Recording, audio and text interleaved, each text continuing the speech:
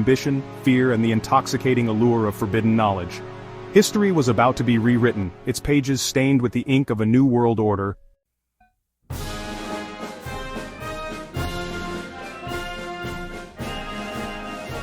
A lone figure emerged from the shadows, his silhouette framed against the flickering light of a monitor.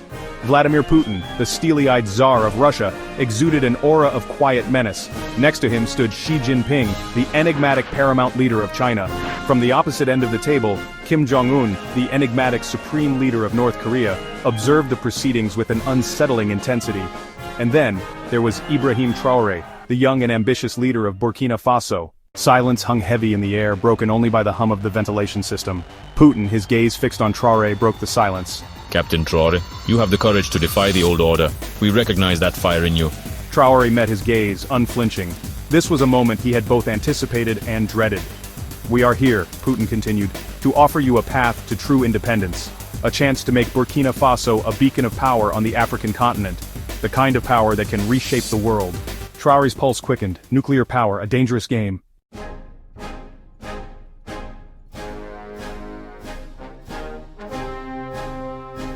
Xi Jinping, who had been observing the exchange with his characteristic stoicism, spoke next, his Mandarin cutting through the tension like a sharpened blade. The current world order, he stated, his voice a calm, measured cadence that commanded attention, is built on exploitation, on the backs of nations like yours.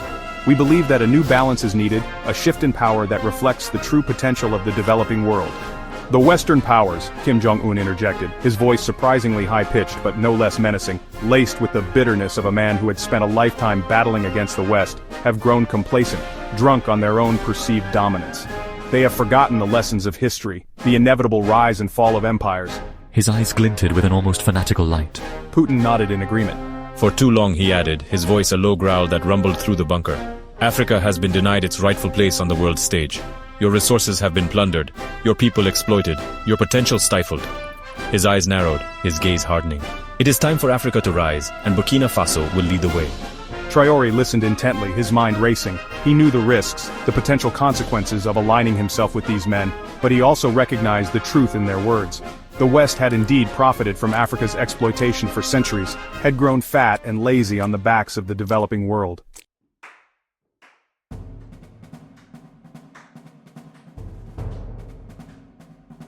We will provide you with the knowledge, the technology, the resources you need to break free from the chains of Western hegemony.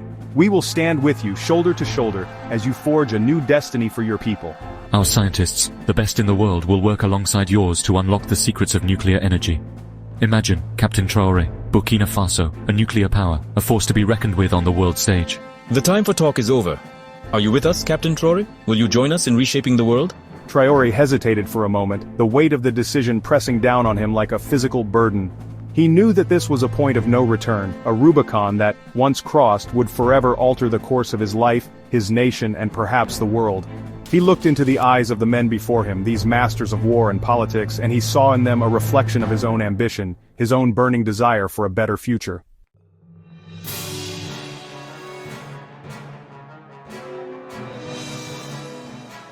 Yes, I am with you.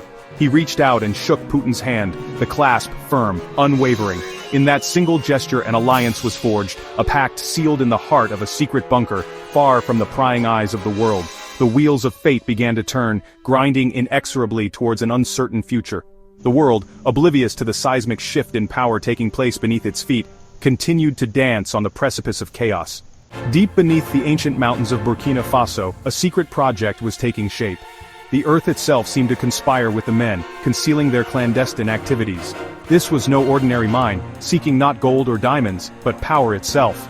Massive drills bored deep, creating a network of tunnels and chambers. Reinforced concrete solidified the dreams of a nation into reality. Above, the sun beat down, oblivious to the secret beneath. But beneath the surface, a new order was being forged. The mountain, once a barrier, was now a crucible of ambition and technology. This was the birth of a new power, set to send shockwaves across the world.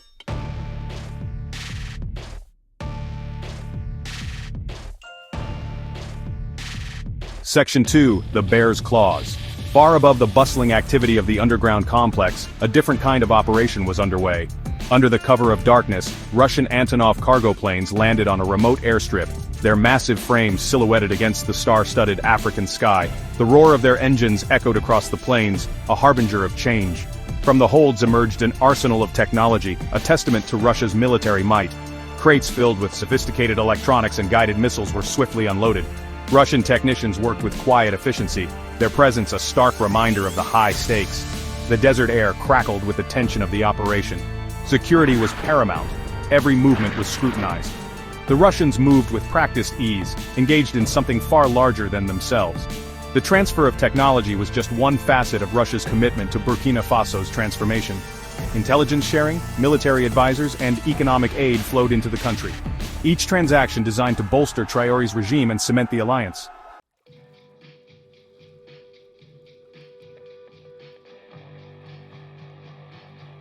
Section 3. The Dragon's Teeth. While the Russians provided the muscle, the Chinese brought their economic might and technological prowess to bear on Burkina Faso's transformation. From the bustling streets of Beijing to the boardrooms of Shanghai, Chinese companies answered the call, eager to tap into the resource-rich nation's untapped potential. Construction crews, their ranks swelling with each passing day, broke ground on ambitious infrastructure projects, transforming the landscape with their characteristic speed and efficiency.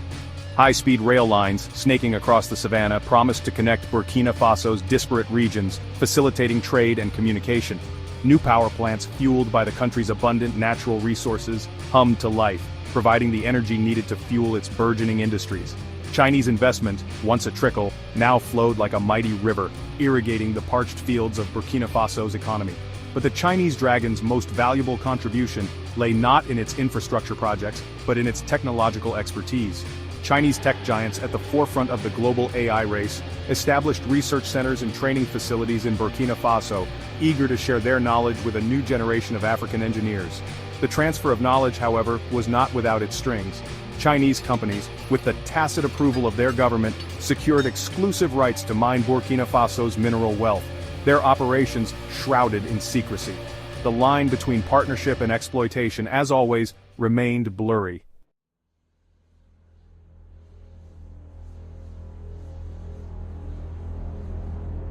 Section 4. The Hermit Kingdom's Wisdom. North Korean scientists arrived in Burkina Faso, bringing expertise from Kim Jong-un's regime. Working in secrecy, they shared nuclear knowledge with Burkinabe counterparts. Deep underground, new weapons were forged. The world dismissed this collaboration as folly, but in the shadows the impossible became reality.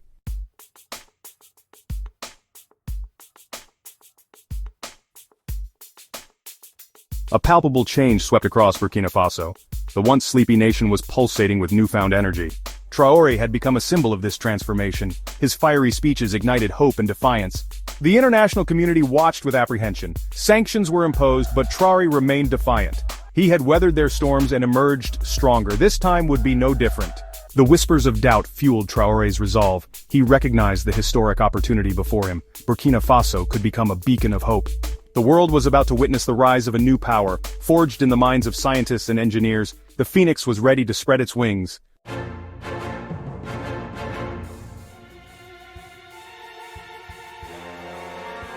The whispers began as mere tremors, subtle vibrations disturbing the placid facade of global diplomacy.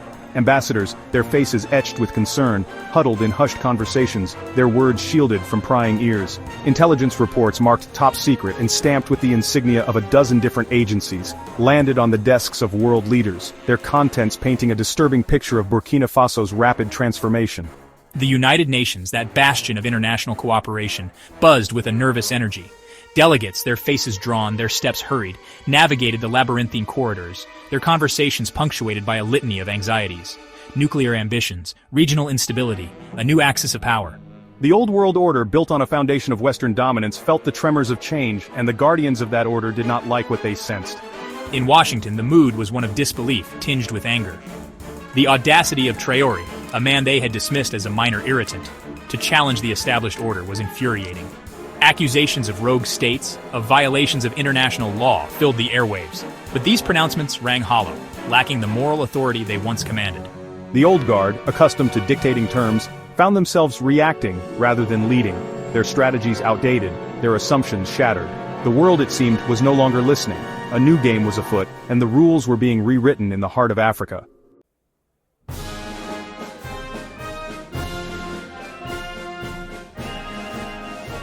The initial skepticism that greeted the news of Burkina Faso's nuclear ambitions quickly gave way to a sobering realization. This was not a bluff, not a desperate attempt to grab headlines. The evidence, gleaned from satellite imagery, intercepted communications, and the testimonies of defectors, was irrefutable. Burkina Faso, under Traoré's iron-fisted rule, was on the cusp of joining the exclusive club of nuclear-armed nations.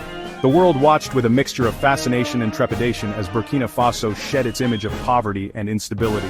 The influx of foreign investment, coupled with Traoré's relentless drive for self-reliance, had transformed the nation.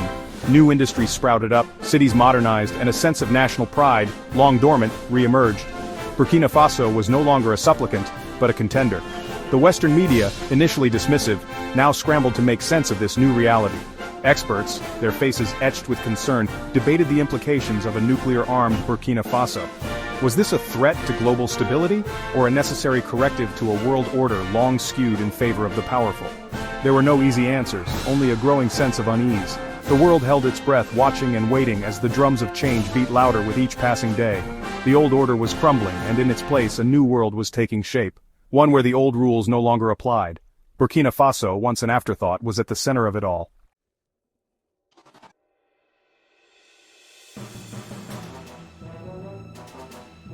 Section 3. Eyes in the sky, ears on the ground.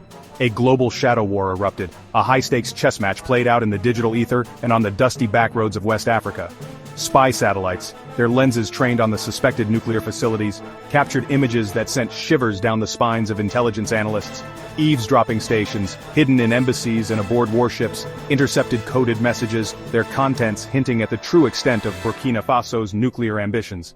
The world's intelligence agencies, their budgets swollen with newfound urgency, deployed their best assets. Seasoned field operatives, masters of disguise and deception, infiltrated Burkina Faso, their mission to gather intelligence and, if necessary, to sabotage the country's nuclear program. The stakes were higher than ever, the margin for error razor-thin. The CIA, MI6, Mossad, the FSB, they all converged on Burkina Faso, their agendas often conflicting, their methods brutal and clandestine. Double agents were turned, informants paid off, and disinformation campaigns launched in a desperate bid to gain an advantage in this shadowy conflict. The lines between right and wrong, between patriotism and betrayal, blurred in the pursuit of national interest. The world above, oblivious to the silent war raging beneath its surface, went about its business, unaware of the lengths to which nations would go to protect their secrets and advance their agendas. But in the shadows, the battle for Burkina Faso and perhaps for the future of the world was being fought.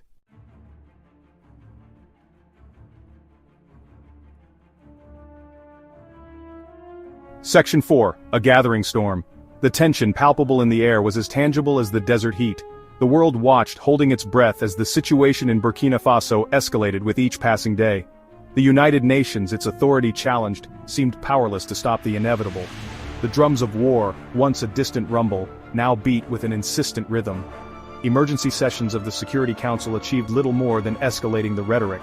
Vetoes were cast, alliances strained, and the chasm between the old world order and the emerging reality widened. The world, it seemed, was on the precipice of a new era. Sanctions, imposed with much fanfare, proved ineffective. Traoré, emboldened by his allies, refused to back down. He had stared down the West before and emerged stronger. This time would be no different. The world watched, mesmerized and terrified, as the storm gathered over Burkina Faso. The fate of nations hung in the balance. The world held its breath, bracing for the inevitable. The only question was, would it be a storm of fire or one of liberation?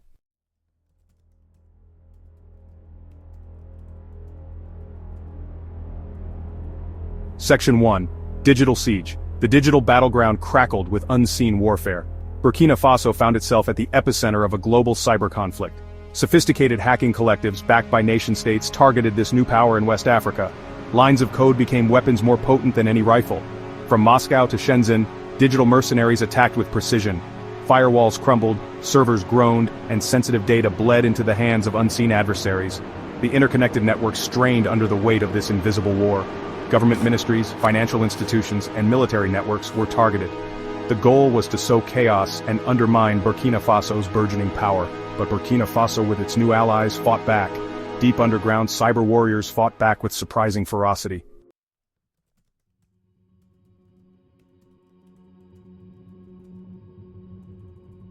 In the digital realm, anonymity was both weapon and shield. Attributions were difficult, denials easy. The United States, its vast cyber capabilities a closely guarded secret, launched a series of deniable attacks, crippling Burkina Faso's financial infrastructure, disrupting its communication networks, and sowing discord among its allies. But the Americans, for all their prowess, found themselves outmaneuvered, their digital footprints traced, their tactics mirrored and turned against them. Russia, a veteran of cyber warfare, deployed its formidable arsenal of digital weapons with ruthless efficiency. Botnets, vast armies of infected computers, flooded social media with disinformation, amplifying existing tensions and turning public opinion against Traoré's regime. Propaganda, slick and insidious, spread like wildfire through the digital ecosystem, blurring the lines between truth and fiction. China, its vast technological infrastructure a double-edged sword, played a more subtle game. Chinese tech giants, acting on orders from Beijing, throttled internet traffic to and from Burkina Faso, effectively isolating the country from the outside world. Access to information, once taken for granted, became a precious commodity, tightly controlled and carefully rationed. The digital battlefield, fluid and ever-shifting, offered no easy victories, no clear moral high ground. Every attack, every counterattack only deepened the shadows, blurring the lines between aggressor and victim.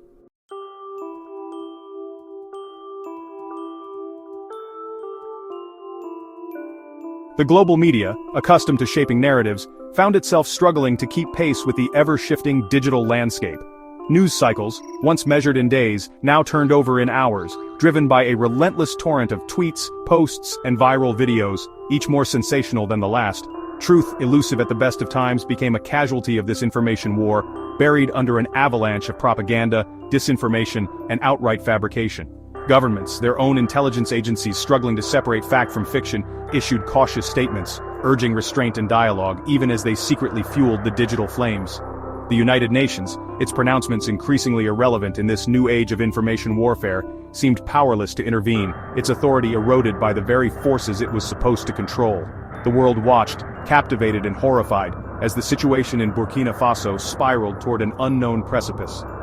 The old certainties, the established order, seemed to be crumbling before their very eyes, replaced by a chaotic and unpredictable new reality where the lines between truth and falsehood, between friend and foe, had become hopelessly blurred.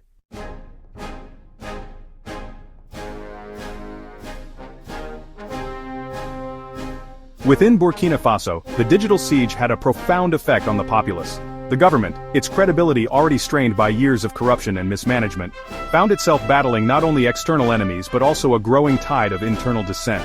Rumors spread like wildfire through the digital grapevine, amplified by social media algorithms designed to exploit fear and uncertainty. My fellow citizens, we are under attack, not just from outside forces but from within. We must stand united, resist the lies, and hold on to the truth. Traoré, a charismatic leader but a novice in the dark arts of information warfare, struggled to control the narrative. His pronouncements, once met with adulation, were now greeted with skepticism and distrust. The very people he had vowed to liberate, to empower, were turning against him, their minds poisoned by the relentless onslaught of disinformation. The digital Iron Curtain, erected by Burkina Faso's enemies, had achieved its intended effect, to isolate the country, to sow discord, and to undermine Traoré's regime. The world outside watched, its view obscured by the fog of war, uncertain of what was happening, unwilling to intervene. The stage was set for a confrontation, not on the battlefields of old, but in the digital realm, a battle for hearts and minds, where the victors would be those who could control the flow of information, shape the narrative, and define the truth.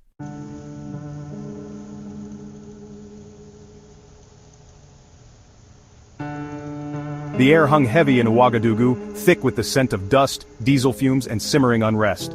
Gone was the initial euphoria that greeted Traoré's rise to power. In its place, a palpable tension gripped the city. The global community's condemnation now reverberates through the streets. The promise of a new Burkina Faso had slowed to a trickle. Construction cranes, once symbols of progress, now stood idle. The markets were subdued, traders whispered about rising prices and dwindling supplies. In cafes and tea houses, a sense of disillusionment prevails. The dream of a Pan-African renaissance seems increasingly fragile. Even within the military, cracks of doubt began to appear. The old guard watched with growing unease. Their loyalty was not inexhaustible.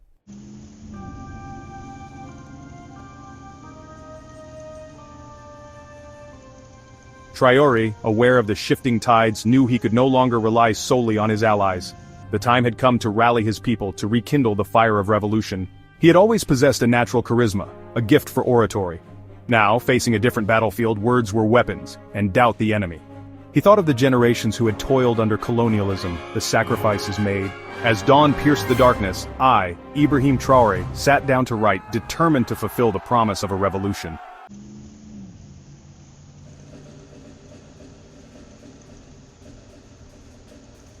The following evening, as the sun dipped below the horizon, casting the city in a warm, ethereal glow, Traoré addressed the nation. His speech, broadcast live on radio and television, crackled with an urgency, a raw emotion that transcended the limitations of language. We face challenges, both internal and external, that seek to undermine our hard-won independence. Sacrifices have been made, blood has been spilled, all in the name of a free and prosperous Burkina Faso. But most importantly, we have hope. United and resolute, we can overcome any obstacle. His words, carried on the airwaves to the remotest corners of the country, struck a chord with the people. In the cafes and marketplaces, in the homes and villages, people gathered around radios and televisions, their faces illuminated by the flickering screens, their hearts stirred by Traoré's impassioned plea. The world, watching and listening, could not help but be moved by the raw emotion, the unwavering conviction in Traoré's voice. Burkina Faso will not be cowed, will not be dictated to. This was not the calculated rhetoric of a seasoned politician, but the heartfelt plea of a leader fighting for the very soul of his nation. And in that moment, as the sun set on Ouagadougou, casting long shadows across the savannah, the die was cast.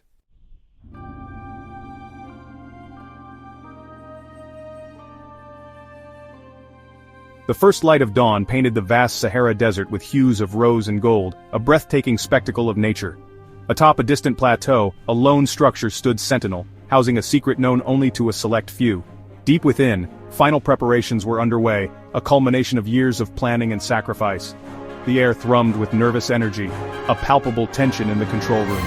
Ibrahim Traoré stood apart, his gaze fixed on the monitors. This was his moment of truth, the culmination of his lifelong dream. The world held its breath, oblivious to the seismic shift about to occur.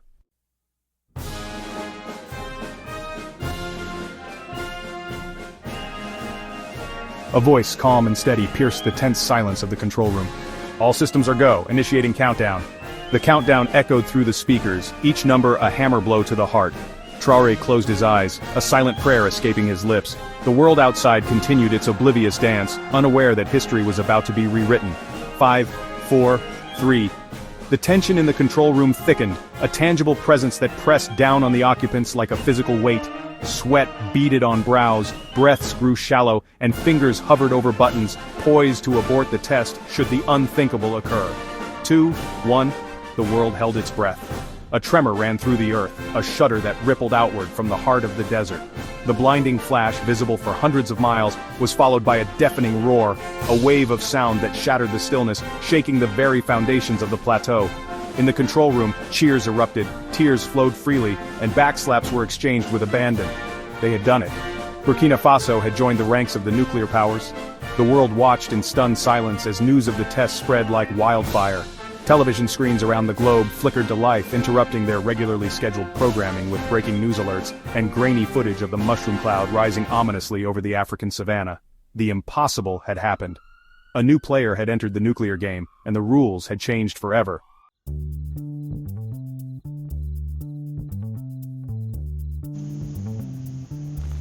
In the halls of power, from the White House to the Kremlin, from Beijing to Brussels, a sense of disbelief quickly gave way to a scramble for answers. Burkina Faso, once a symbol of African poverty, had become a nuclear power. The old alliances no longer held true. The world watched as Ibrahim Traoré stepped onto the world stage. He spoke with the quiet confidence of a man who knew he held the fate of nations in his hands. We envision a new world order, one where developing nations will have a seat at the table, their interests respected. We seek a world free from the shackles of neo-colonialism, where every nation can chart its own destiny. His words resonated with millions who had long yearned for a more just and equitable world. A new era had begun, fraught with danger, but also with the possibility of a future where power was no longer concentrated in the hands of a privileged few.